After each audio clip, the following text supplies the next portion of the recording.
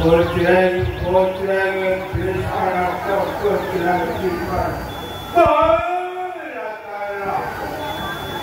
Wah. Kelinge yang pikulun. Aku diutus pedun oleh Ngarsosojo. Yang pasti kione kata bintang. Mulai tadak kalau mangsaku. Sopo menungso tinggal siji kang arun kang penting kuwi dadi tadak kalau mangsaku waton durung diruwat yen anak loro kana wadon sedana kedini uga dadi tadak kalau mangsaku waton durung diruwat ya walinge yang pikulun yang wis diruwat ora entuk tak mongso endi yen tatah bentar kene sing duwe anak siji kang arep kamate katalah bojreng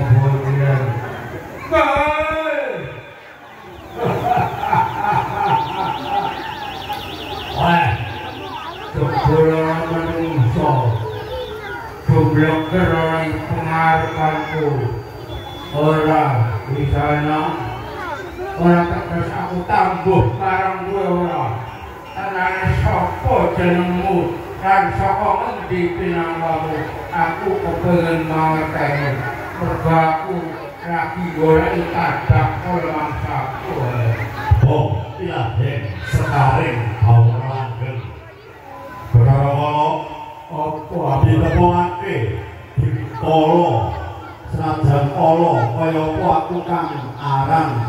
dalam sejati ya dalam Pandhawana sejati tegese wis ngandhakake yen aku sejati ing dalam Pandhawana aku kang pinantes kautus dening Sang Hyang Jagadgiri kang supaya kandhan-kandhan ngono Rama menungso kowe aja ngaku dalam sejati dalam pangkulan dalam bangku monggo maringi yang pikulun aku ora kena wani karo dalam pangkulan ora aja ngaku dalam pangkulan sejati yen kowe dalam pangkulan kowe mesti mangerteni apa tenane aku sejati ini bocah saka ngendi raihku saka ngendi wong tuaku lanang wadon sapa jenenge bisa kabeh pindho yen kowe bisa buka ane sajroning badanku monggo aku bakal syukur marang pengarepanku yen kowe dalam sejati dene aku ora ngerti karo mulo bukane anane kowe perkara kala nalika semono ya kuwi ibumu karo panjenengan Kanjeng Ramamu ya Sang Hyang Bathara Guru tindak Cangrama utawa tindak pariwisata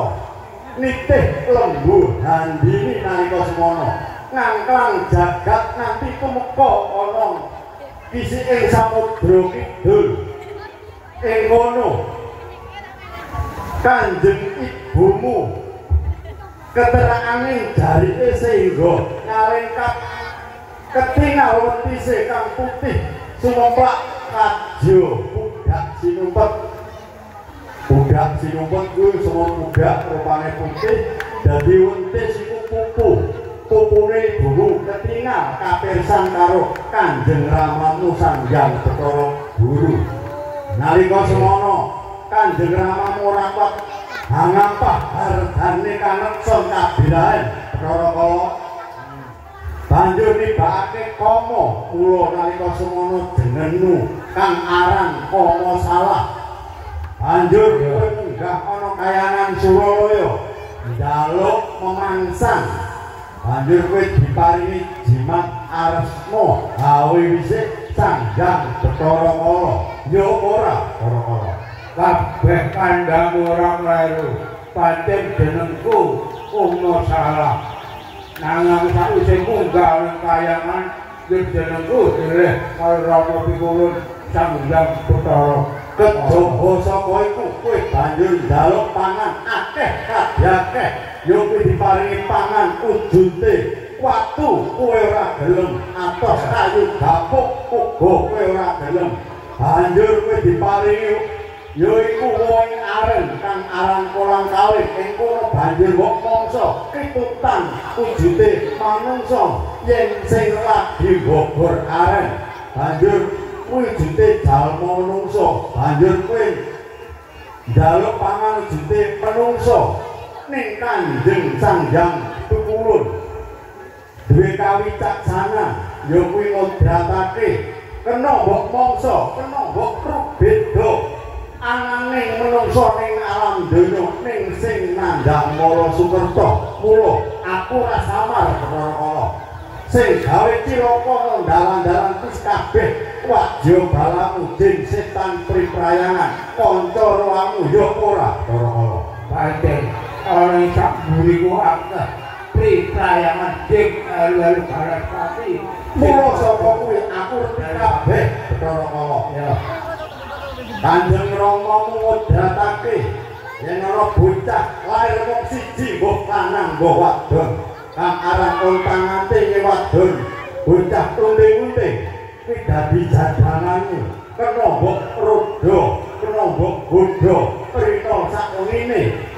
kuwi dadi jadanganmu sandang pangane kok pangan sak kanca balamu karo yen ana bocah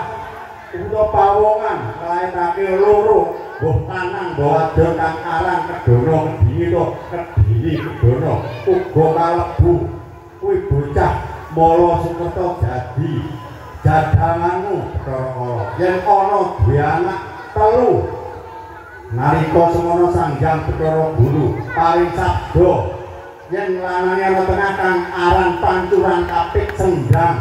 yen wadone ana tengah kang aran Sendang Kapit Pancuran uga dadi jadanganmu Bathara Kala yen ana duwe anak 5 lanang kabeh kang aran bocah Mara Sukerta yaiku bocah Pandhawa yen wadon kabeh 5 arane Pandhawi kang aran bocah Margana ya kuwi ibune lagi lelungan wis ngandhut 9 sasi 9 dina 10 dina lair ana dalan kuwi bocah dalan kuwi uga dadi jadanganmu Bathara Kala ora den ruwatake Bathara Kala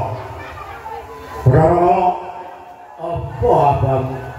aku ngerti kowe anggonmu ngangkang jagat mambu amis gondo ana ing desa Bendar kene aku lagi nindakake ruwatan Bathara Kala kuwi dibenakake ambek ndi Bathara Kala ning Plotrok kuwi taleni sangi sore kemben salah sangi sore kemben garwa ya lucu dene nek taleni lho gene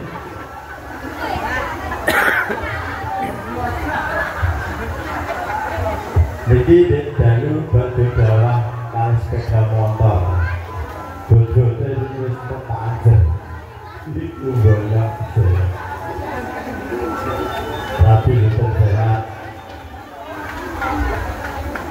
balik tindakan Ruwat Sukerta putrane Mas Hermawan kang aran Mas Farid Ibu Hesti aja mbok ganggu gawe jalanan wis ndak ruwat Bathara Kala iya Bathara Kala apa